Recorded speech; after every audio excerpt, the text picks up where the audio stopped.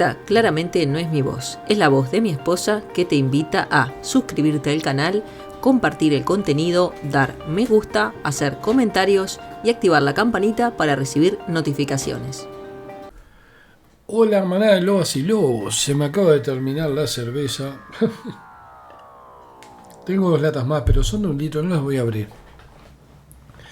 Hoy tenemos una nueva biografía atómica, esta vez de Abraham Grace. Se llamaba Grace, o sea, es Abraham Merritt o Abraham Merritt o como quieran llamarle, pero se llamaba Grace, Willie Grace. Es uno de los grandes, es una de las influencias de Lovecraft.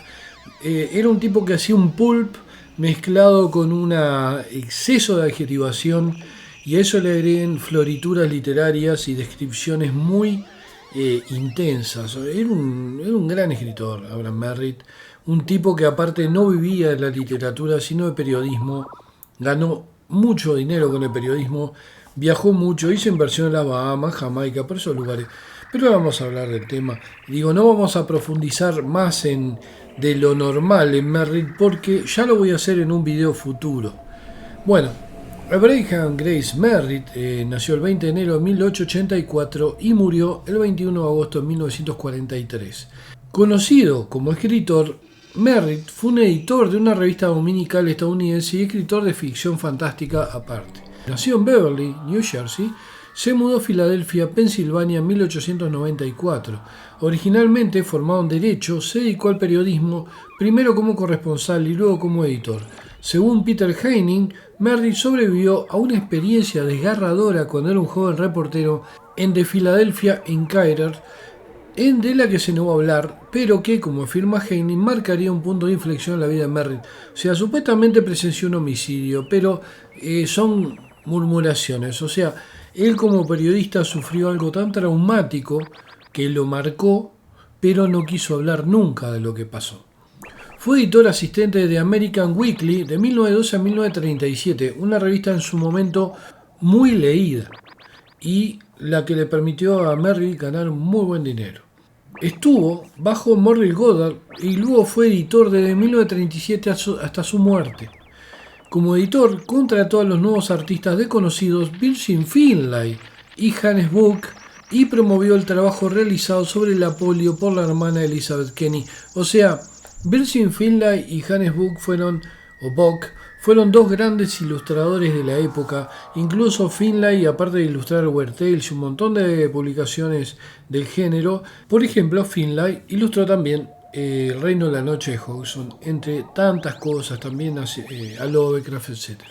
Su ficción, 8 novelas completas y una serie de relatos, fue solo una actividad secundaria en su carrera periodística. Merritt, uno de los periodistas mejor pagados de su época, ganaba $25,000 al año en 1919, era mucho dinero. Y al final de su vida ganaba $100,000 al año, sumas excepcionales para la época. Su éxito financiero le permitió viajar por el mundo, se invirtió en bienes raíces en Jamaica y Ecuador y pasatiempos exóticos como cultivar orquídeas y plantas relacionados con la brujería y la magia, acónito, datura azul, peyote y cannabis. Se dice, probó prácticamente peyote, probó la psilocibina, probó un montón de drogas psicodélicas naturales, porque era un aficionado a la brujería, todo lo que era hechicería, brujería, para él era una especie de hobby, le encantaba. Fue descrito como un hipocondríaco que hablaba sin cesar sobre sus síntomas médicos y mostraba un comportamiento excéntrico, como la necesidad de probar cualquier comida, tabaco y medicina que encontraba en los escritorios de su compañero de trabajo. De vez en cuando se vestía con una falda escocesa y tocaba serenatas para sus compañeros de trabajo con algunos de sus instrumentos de su enorme colección que guardaba en un armario cerrado con llave en el trabajo. Era muy apreciado por su imparcialidad y su incapacidad para despedir a cualquier empleado. Era un tipo muy humano, Merritt. Lo querían todo el mundo. Merritt se casó 2 veces. Una en la década de 1910 con Eleanor Radcliffe, con quien crió una hija adoptiva, y nuevamente en la década de 1930 con Eleanor Johnson. Eleanor y Eleanor. O sea, Eleanore y Eleanor.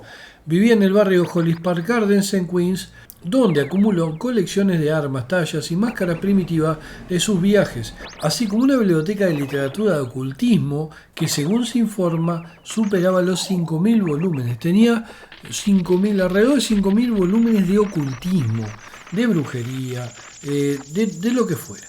Murió repentinamente de un ataque al corazón en su casa de invierno en Indian Rocks Beach, Florida, en 1943.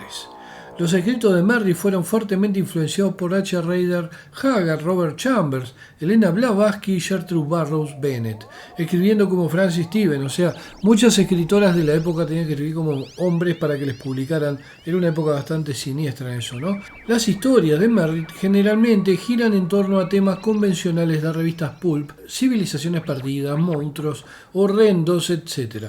Sus héroes son gallardos irlandeses o escandinavos, sus villanos traicioneros alemanes o eslavos y sus heroínas a menudo vírgenes, misteriosas y con poca ropa. Eso es lo importante en Merritt, poca ropa y vírgenes. Sin embargo, lo que distingue a Merritt del típico autor pulp es su estilo de prosa exuberante y florida, y su inclinación exhaustiva por los detalles cargados de adjetivos. La afición de Merritt por la microdescripción complementa muy bien el estilo puntillista de las ilustraciones de Bock. Bock hacía un estilo puntillista que son puntitos que dan los efectos de sombra, de oscuridad, etc. Y Lovecraft tomó como referente ese estilo cargado de adjetivos y muy exuberante, muy florido. Le encantaba a Lovecraft Merritt. La primera historia de fantasía de Merritt se publicó en 1917, Through the Dragon Glass, en la edición del 14 de noviembre de Frank Munsey All Story Weekly. Siguieron otros cuentos y novelas en serie de la revista de Munsey All Story, Argosy, All Story y Argosy, The People of the Pit en 1918, The Moonpool 1918, The Conquest of Moonpool 1919, Three Lines All French 1919, The Metal Monster 1920, The Facing the Abyss de 1923, The Ship of Ishtar de 1924, Seven Footprints to Satan 1927, La Madre Serpiente en 1930, la famosa Muere Bruja Muere o Quémate Bruja Quémate o Burn Witch Burn en 1932, Habitante del Espejismo 1932 y Creep Shadow 1934. Mientras tanto, algunas de sus historias aparecieron en otros lugares. The Pool of the Stone God en su propio American Weekly 1923, The Woman of the Wood, un gran relato, La Mujer del Bosque. También una de mis novelas favoritas que leí hace 30 años es The Moonpool. The Moonpool es increíble. Y The Drone Man en Fantasy Magazine de 1934. Merritt también contribuyó a la historia de Todos contra Todos. Esto fue increíble, yo lo tengo el relato, algún día capaz que se los leo, se me dan las pelotas. El desafío del más allá. Este relato, espantoso, fue escrito a 8 manos con Lovecraft, Robert Howard, Catherine Moore y Frank Belknap Long. Incluso Merritt tuvo ahí unos conflictos porque consideraba que Belknap Long no estaba a su nivel. Y bueno, era un tema de Merritt, ¿no? Este trabajo a 8 manos, completamente delirante, en el cual cada uno le va dando una impronta de protagonista y va cambiando de personalidad el protagonista, ¿no? A medida que va pasando de mano. Le doy un ejemplo. La historia era de tipo un tipo que no sé qué, que hay en un planeta y hay una especie de gusanos inteligentes, malvados. Pero cada uno escribió un pedazo y se lo pasaba al otro por correo, porque no había internet. Y el otro escribió otro pedazo y se lo pasaba al otro, y el otro escribió otro pedazo y se lo pasaba al otro. O sea, eran 4 escritores, 4 monstruos de la época, ¿no? Y Catherine Moore, una mujer que era una gran escritora también. Porque, obviamente, para destacar una sociedad machista como la de esa época, tenía que ser increíblemente buena. Y, por ejemplo, ¿no? Le doy un ejemplo para que tenga una idea. Cuando lo toma Lovecraft, ¿no? El relato, el protagonista se transforma en un intelectual remilgoso que se desmaya al final. O sea, el tipo intelectual, el tipo héroe Lovecraftiano, que cuando ve la cosa monstruosa, ¡pum!, se desmaya. Pero ¿a quién le manda el paquete? A Howard. Entonces, el protagonista que se había desmayado, ese remilgoso intelectual, tipo experto en las ciencias ocultas, se despierta y era un tipo que se asustó o lo asombraron los gusanos. Se despierta, saca una espada y empieza a matar a todos los gusanos, empieza le saca una espada, uno mata al otro, mata al rey de los gusanos y se transforma en el rey él. O sea, pasa de ser el personaje enclenque de Lovecraft a Conan. O sea, es un relato increíble, se los recomiendo, esas curiosidades de la literatura del género que no pueden dejar pasar. Bueno, The Fox Woman and the Blue Pagoda en 1946 combinó una historia inacabada con una conclusión escrita por el amigo de Merritt, el ilustrador Hans Buch. O sea, Hans Buch, ahí pueden ver en la ilustración, era muy buen ilustrador, fue importante para las revistas pulp de la época. The Fox Woman and Other Stories en 1949 recopiló el mismo fragmento menos la conclusión de Buch con los cuentos de Merritt. El libro de Blackwell se publicó en 1948 después de la muerte de Merritt y fue escrito por Buch utilizando material inédito también. Ambos libros también fueron ilustrados por Buch y publicados por la pequeña editorial de New Collector Group en tapa dura. Después de la muerte de Merritt, Sam Moskowitz descubrió varios poemas entre sus papeles. Aunque algunos pueden haber sido escritos por otros autores, se acreditaron a Merritt cuando se publicaron. Merritt fue una gran influencia en H.P. Lovecraft y Richard Shaver y muy estimado por su amigo y colaborador frecuente Hannes Buch, el famoso ilustrador de ciencia ficción. Edward Wagner incluyó Burn Witch Burn en su lista de las 13 mejores novelas de terror sobrenatural en la edición de mayo de 1983 de The Twilight Zone Magazine. Michael Moorcock, el escritor de El Rey de Melniboné, y Jane Cadwell enumeran The Ship of Ishtar y Dwellers of the Mirage como dos de las novelas de su libro The 100 Best Books, describiendo el libro anterior como Merritt en la cima de sus poderes, y el trabajo de Merritt en su conjunto está lleno de imágenes memorables. Robert Bloch, el escritor de Psicosis, también incluyó Burn Witch Burn en su lista de novelas de terror favoritas. Gary Gygax, co-creador del juego Dungeons & Dragons, incluyó a Merritt en el apéndice en la guía de Dungeon Master y a menudo señaló que era uno de sus autores de fantasía favoritos. En la serie Lensman de E. Smith hay una referencia a la novela Dwellers in the Mirage en la que el protagonista Kimball Kinnison hace referencia al libro y una cita de él: Luca gira la rueda para que no tenga que matar a esta mujer. Periodista, editor y escritor, los cuentos y novelas de Merritt fueron muy apreciados antes de la Segunda Guerra Mundial. Entre sus más fervientes admiradores estaba H.P. Lovecraft, quien en una carta a Robert Barlow escribió, o sea, que después sería el albacea de Lovecraft, antes de que lo agarrara Derlet, escribió acerca de haber conocido al hombre en persona. Me alegró mucho conocer a Merritt en persona porque he admirado su trabajo durante 15 años, dice Lovecraft. Tiene ciertos defectos, causados por atender a una audiencia popular, pero a pesar de todo es el fantasioso más conmovedor y distintivo que ahora contribuye a los pulps. Como mencioné hace algún tiempo, cuando me prestaste Los habitantes del pozo, descubrí que tiene un poder peculiar de crear una atmósfera e investir una región con un aura de pavor impío. Eso lo dice Lovecraft en una carta a Robert Barlow. Hoy casi nadie, por desgracia, incluidos los aficionados a la fantasía y la ciencia ficción, géneros que él ayudó a desarrollar, habla mucho sobre Merritt. Bueno, acá ven a alguien que está hablando sobre Merritt, y ustedes divulguen a Merritt. El más destacado de todos es Gary, aparte de mí, es Gary Gygax, que lo incluyó en el apéndice N de la guía de Dungeon Master de Advanced Dungeons & Dragons y lo reconoció como uno de sus autores de fantasía favoritos y una gran influencia para la creación de Dungeons & Dragons. Si no oyeron hablar de Merritt antes es porque, al igual que Clark Aston Smith, la obra de Merritt no se clasifica en categoría fácilmente comercializable, mientras que Lovecraft puede ser llamado crudamente un escritor de horror y Howard uno de fantasía, o sea, crudamente, ¿no? Merritt es ambos, ninguno y más. La mayoría de las veces sus historias presentan héroes reconociblemente pulp, hombres de acción e inteligencia, igualmente expertos en la resolución de problemas a los puñetazos, pero el estilo de Merritt es ornamentado, incluso florido, y reúne un verdadero ejército de adjetivos, adverbios y arcaísmos para describir escenas de notable poder.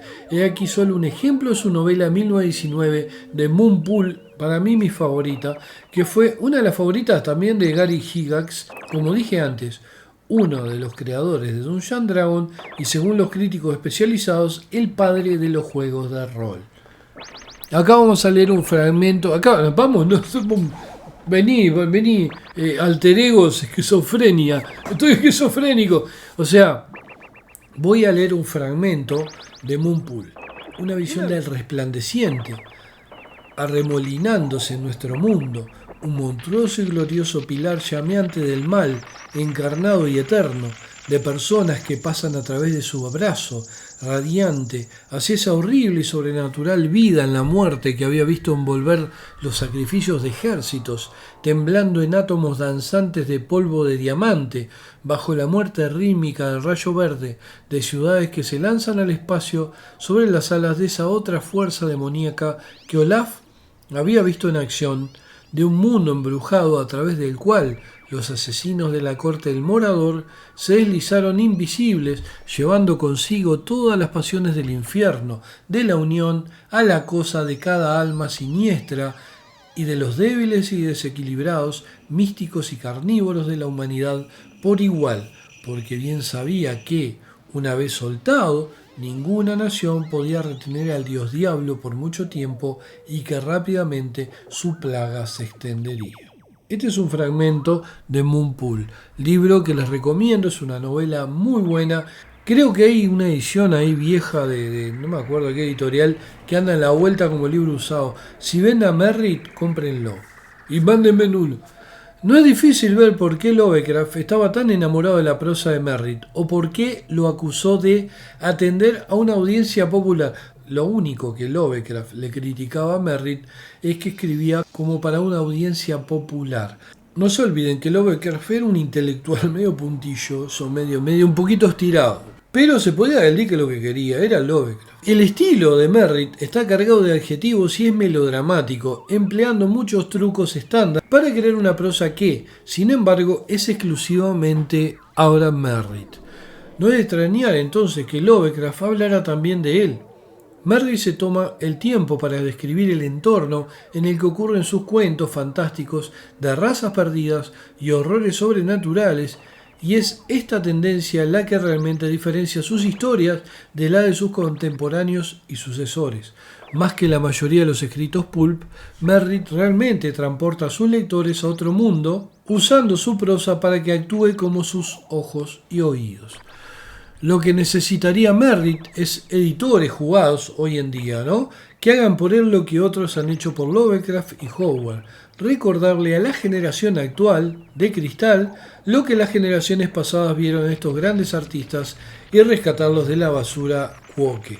O sea, un tipo como Merritt rescataría a las juventudes por el estilo aventurero, por toda la descripción, por esos mundos extraños de toda esta basura monotemática, que siempre lo mismo. Bueno, hay algunas adaptaciones al cine que les recomiendo para que ustedes vayan a buscar la película, que deben estar en sitios no oficiales, porque son películas viejas y últimamente todo pasa por lo moderno, y estas películas no son modernas. Por ejemplo, no se adaptó mucho, pero las adaptaciones son muy importantes. Primero, Seven Footprints to Satan, en 1929, adaptación de la novela del mismo nombre dirigida por Benjamin Christensen. Después viene The Devil Doll, esta es un clásico, adaptado de 1936, adaptado de la novela Burn Witch Burn y dirigida por Todd Browning, el de Freaks. Todd Browning es el director de Freaks, esa película con mutantes deforme que después la levantaron estos maricotas de American Horror Story, que para mí es una mierda, porque si pones unos gays que hacen cosas gay de bailarines a poner a hacer terror u horror, obviamente lo van a cagar, porque no es lo de ellos, no es su tema.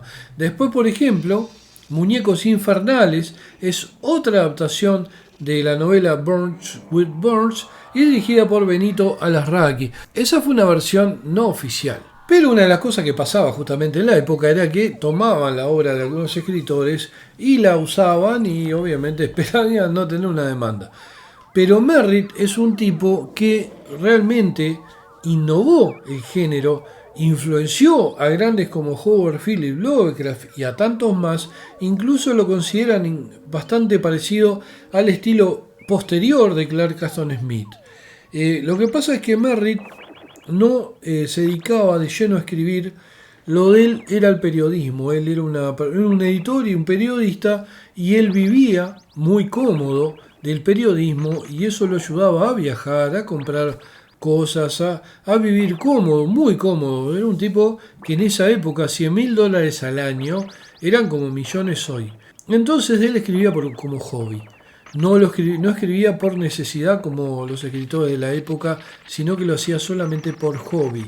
Y eso le daba cierta ventaja también, porque lo que él hacía lo hacía para divertirse, para sentirse bien, para entretenerse y como una forma de manifestar una parte de su mente que no era tan mecánica como la parte de periodismo. No se olviden que él también estudió Derecho y bueno, lo que pasa es que le gustó más el periodismo y la literatura, obviamente como les dije anteriormente, 52 veces más o menos, era un hobby para él. Espero que les haya gustado este video, vamos a profundizar más adelante porque estoy buscando, hace muchos años yo leí de que Merritt hizo muchas experiencias con alucinógenos naturales, por ejemplo psilocibina, peyote, incluso con el cannabis, pero principalmente con el peyote y la psilocibina. Y eso le produjo imágenes y cosas que después las manifestó en su obra. Pero ahora no se puede conseguir eso. Estuve buscándolo durante una semana y no encontré esos datos. Yo los tenía en libros de Merritt y en algunos apuntes y fotocopias que hoy no tengo, por desgracia. Hay un tema que es importante tener en cuenta. Muchas de las cosas, muchas de las vivencias, anécdotas sobre escritores, hoy no se pueden conseguir en internet. Tenemos básicamente una especie de simplificación de lo que es la historia. O de una modificación, en el caso de Cleopatra Negra. Nunca fue negra, era hija de Ptolomeo XII, era griega, fin de la historia. Pero bueno, ahora se les ocurre hacer esto. Ahora Merritt posiblemente, no sé, sea un africano. Pero es lo que le estaba diciendo hoy. Hay muchas cosas que hoy no se consiguen y por desgracia yo he perdido bolsas enteras de fotocopias, de transcripciones de libros que me fueron prestadas o que ya no tengo y las pasé a máquina y no encuentro las hojas porque no las tengo más. Yo les cuento algo, yo pasé un momento muy malo en mi vida en el cual me tuve que ir de mi casa, de la casa de mis abuelos, mi casa, para dejársela determinada sujeta y me tuve que ir a la casa de mi madre, que era una especie de agujero. Mi madre me trataba horrible, pero me dejó dormir ahí 2 meses o 3. Cuando yo a ella, en mi casa, tenía 2 casas, una de frente y una de fondo, la dejé vivir como 14 años. Pero para ella me dijo, no, venite como para cumplir con su psique de que me estaba dejando al hijo, ¿no? Eran 2 hijos que tenía y yo era el mayor. Dejarme vivir un par de meses hasta que volviera a recuperar mi casa, porque fue un tema judicial donde yo cedí la casa por unos meses, como un pelotudo, y en ese caso mi madre me hacía la vida imposible, se levantaba a las 5 de la mañana, golpeaba olla, si este pelotudo parásito de mierda, ¿qué está haciendo acá? Pelotudo, boludo, o sea, pero yo cuando me fui para ir para la casa de mi madre, ella tenía, en el dormitorio de ella tenía como una puertita tipo película de terror, donde había como un cuartucho chiquito que tenía 1 metro de altura, era como un depósito, donde yo metí como 10 bolsas con mis cosas, con mis libros, con mis apuntes. Bueno, cuando yo me voy de ahí recupero, gracias a Nazarena, recupero mi casa, porque ella negoció para volver yo a mi casa, mi propiedad, era mi propiedad. Cuando vuelvo, yo agarro todo lo que tenía guardado ahí y se me quedaron como 2 o 3 bolsas de cosas. Entre eso había cassettes, había videocassettes, había montones de hojas con relatos, apuntes, y ahí tenía un montón de este tipo de datos que están en mi cabeza, pero que no los tengo, por desgracia, anotados con las fuentes, etcétera. Fuentes que hoy en día no servirían porque en ese momento estaba, no digo que estaba bostezando internet, porque ya estaba Yahoo, estaba MSN, no existía Facebook, no existía Twitter y no existía Instagram. Pero en ese momento lo que existía eran MSN y Yahoo, sí. Páginas, sitios web y eso, donde yo bajaba, y mucho blog. Yo tenía un blog en ese momento que se llamaba Topollillo Overdrive.